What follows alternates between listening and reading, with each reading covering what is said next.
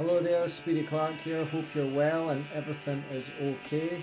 So, just a little vlog for today, just to let you know what I've been up to and what's going on. I'm going to try and get these out daily. Can't guarantee it, but at least every other day or minimum 3 to 4 times per week.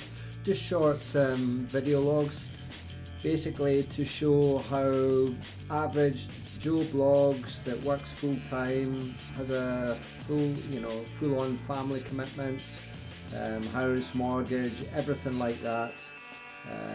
Within the rat race, can also perform well at endurance activities, predominantly cycling, and also do records. As you'll probably know and be aware from my previous posts, myself and 3 other individuals, we attempted John O'Groats to Land's End relay record, which we successfully done, 52 hours on standard road bikes, non-aero equipment, so no aerodynamic head fairings, no aerodynamic skin suits, no clip-on tri-bars, no time trial bikes, standard road bikes.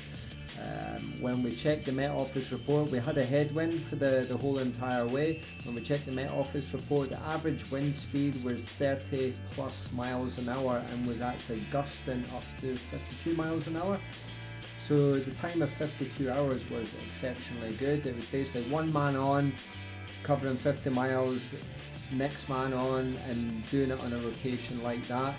Now, the reality is, although people may think, and there have been a couple of comments of, oh yeah, but you can be off the bike for 8 hours, the reality is that didn't actually really happen. We didn't have a camper van, we were in a Mercedes Vito full of kit, and basically you were sitting like this, yeah, so when you were off the bike you were like that, trying to take an intake of fuel, trying to rest, and there was no sleep. So we started on Friday morning at 10 a.m. in the morning and we were finished on the Sunday, covering 874 miles. And in that time from Friday to Sunday, we did not sleep at all. There was no sleep whatsoever. And then when we finished, I drove all the way back up with 2 of the support team members from that came back up with me, which were my father and a good friend. So it was tough going. It was really tough going. As well as being off the bike, it was equally as tough. You weren't stretched out, you weren't recovering. Nutrition was quite difficult. So we're going to do the record again. So 2018 is going to be a very big year. We're going to do the relay record again, but we're going to try and get 2 camper vans this time, so we're not committed by booking into a hotel prior to the start for direction. So this means we'll look for a prevailing wind or minimal wind, so we can take full-on advantage and really crack it out. We firmly believe we can at least take 10 hours off that time, given the right conditions, and a bit more training, of course. So it's good. And then later on in 2018, we are going to be doing basically a mass turbo trainer session. So this year for charity, we did the distance of John O'Groats to Land's End, or Land's End to John O'Groats, 874 miles, after a relay record, but on turbo trainers. So the 4 of us that did the relay record, we were lined up just outside Bristol, raising funds on turbo trainers, tapping out the distance, and we did it within 8 hours. The resistance on the turbo trainers was, set up to be easy, but after 8 hours, it did take its toll. Actually, I was very surprised, and it's such a high cadence, of like 90 to 100 RPM for that length of time. There was a resistance there, probably about 140 watts. So you're tapping out 140 watts for 8 hours, and so it wasn't actually that easy, to be honest. And I felt it the next day, certainly. 8 hours, I'm smashing that out in the big ring. So that was a really good event.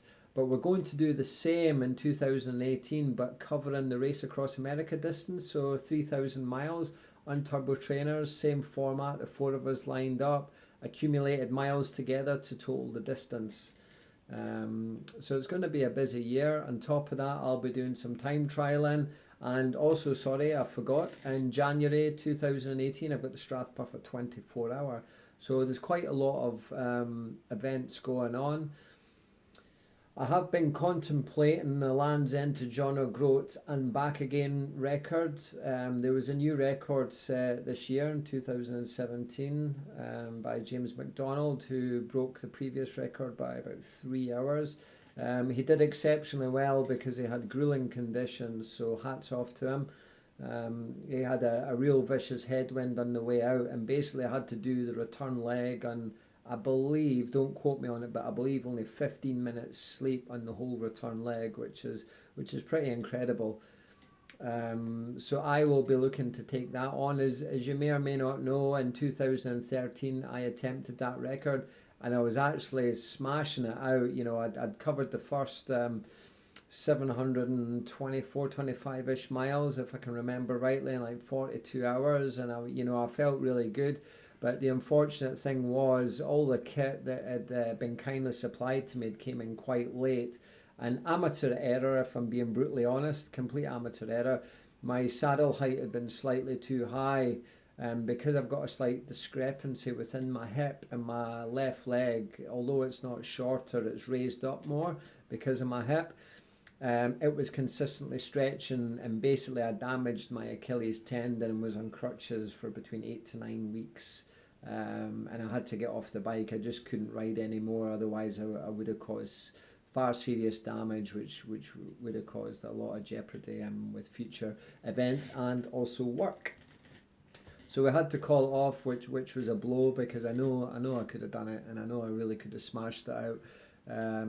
Given the right conditions, I believe I can get it done in 120 hours, but again, don't quote me on it. You never know what sleep deprivation does, and also the weather conditions, as I've said. So we will have a go.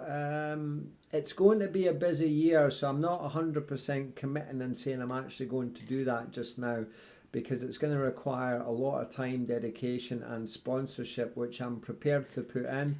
But with the other events going on, they're also going to take a lot of time and commitment, and also family and work. I believe everything is possible, as I keep promoting. Work-life balance, athletic life balance, family balance. It's all completely possible to achieve everything and also keep everyone, including yourself, happy. It's just how you go about it and plan it. So I'm a big advocate of that. I don't believe that anything is impossible. You might not be able to get it done at the time that you want, but patience, which I'm sure my father will laugh at me, because he was always quoting me patience when I was a young little nipper, and I'm always telling my daughter patience, and I never had any patience. It's taken me a long time to learn patience. Okay, catch you later.